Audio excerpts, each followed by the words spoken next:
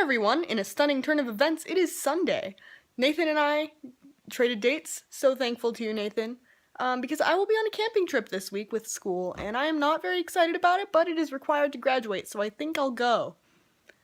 Yes, so this is the second take of this video. First take, I had no idea what the hell I was going to talk about, but this time I know exactly what I'm going to talk about. You want to guess? You want to guess? I am going to give you a tour of my bookshelf. You probably knew that from the title, although I'm not sure what I'm going to call this, but let's just saunter on over here to my bookshelf. It's not the best bookshelf. I mean, it's kind of boring, let's be honest. Most of it. There are some highlights. I'll get to that. First, I'd like to tell you that this bookshelf is not very well developed because, one, I am not the biggest reader, just not into it. Second of all, my Harry Potter books are not on this bookshelf right now because my friend is borrowing them, and her brother is also borrowing them, and that is why it is taking so long to get them back to me. She has been borrowing them for like months now, but whatever. Her brother is a slow reader. She is not. She is whoa. But I'm not going to get into that. I'm just going to start at the bottom. And then we'll be here. Okay. So, I'm just gonna start with these things, which are not books, but I made these paper things, same color scheme, but smaller. Wow. Amazing. Magic. Okay. And we got other color schemes, including the pink and purple, the blue and purple, and the blue and purple again, but this time a lavender. Alright. And let's see, at the bottom shelf, we have this random series that I never actually read much of, called The Children's Hour. I have no idea what it is. Maybe you do. Alright, and now, second shelf up. Oh wait, also the first shelf, we have some yearbooks and stuff, which are pretty fun. Next shelf, we have Miscellanea. We have this awesome encyclopedia, noticeable first, I think, called Pick Me Up. The best encyclopedia you will ever read. Get it. And, we have Peter Pan, apparently. We have this book that was gifted to me when I was like 2 years old or 3 years old. Guinness Book of World Records, never read that. Oh, the Big Book of Jewish Humor. I'm not Jewish, well, my dad's Jewish, technically. But, yes, I like to read it even though I'm not Jewish. Although I don't understand many of the references. Alright, and then we have some other stuff, including a thesaurus that I have never used. But I might use it someday, so I keep it around. Alright, third shelf. How many shelves are there? There's 5. So we're 2/5 of the way through. We're gonna start the third fifth, which includes the Drive, which is great, the Declaration of Independence and the Constitution of the United States. We have the Ramayana, which is a Hindu origin story thing. I did not like it. I had to read it for history class. Oh my goodness. I am so uncoordinated. Okay, we have some Winnie the Pooh stuff. We have this, A Guide to the Simpsons, 10 out of 10. Mostly because The Simpsons is 10 out of 10. Oh, we have this. What is this?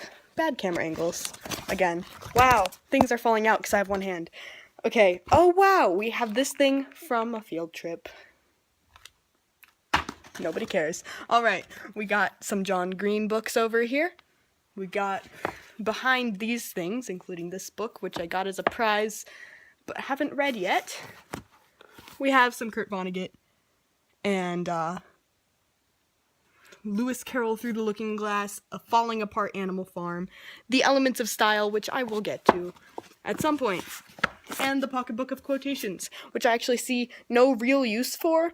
Like, it's just random quotations. Like, you just open it up to a random page, and they're, like, sorted by topic. So there's, like, nose, and then there's Cleopatra's nose. Had it been shorter, the whole aspect of the world would have been altered. Pascal. And then there's nothing, and there has some quote by Ben King. Then there's nudity, something from the Old Testament. I don't see the point of this. If anybody can tell me what the point of it is, please let me know. We also have another thesaurus, the Merriam-Webster thesaurus. Okay, and now, fourth shelf. We have a lot of stuff for school. These are 9th grade things. We never actually got to this one. The Sophocles, Odyssey, Ovid, Sir Gawain and the Green Knight, Inferno. I mean, they were okay, right? We have this thing, which I'm gonna read this year. This thing, which I kind of read last year.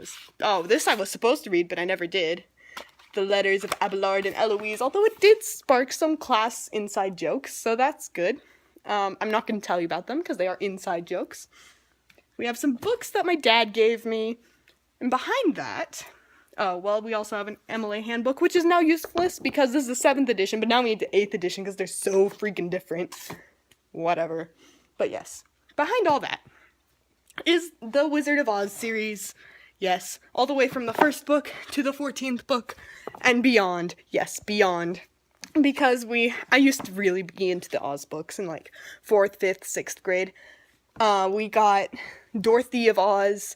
I'm not going to take it out because it's behind all this. But we have the Dorothy of Oz, which I think was by his grandniece, the original author. And we have the 4 books by the illustrator. We have some random stories. The Gnome King of Oz, the Patchwork Bride of Oz. Don't know how those relate. I think they're just random. But we have the 15th book of the series, which L. Frank Baum started writing the draft of and stuff, but then he died. So then it got taken over by this person called Ruth Plumley Thompson, who was an avid supporter of the series. So she took it upon herself to finish that book, and then she continued the series with like 17 more books or something. I only read the first one, which is also behind there, because I didn't like it that much and I was starting to grow out of it. So yeah, there was that. Big section of my childhood. Yes, I used to be a much bigger reader than I am now. And then up here, the final shelf is, I don't know, there's Mark Twain, there's an awesome snow globe of San Francisco, kind of murky. We got a telescope, apparently. We have a card game called Set. I used to play that sometimes, but then my dad got really busy with work and also uninterested in card games.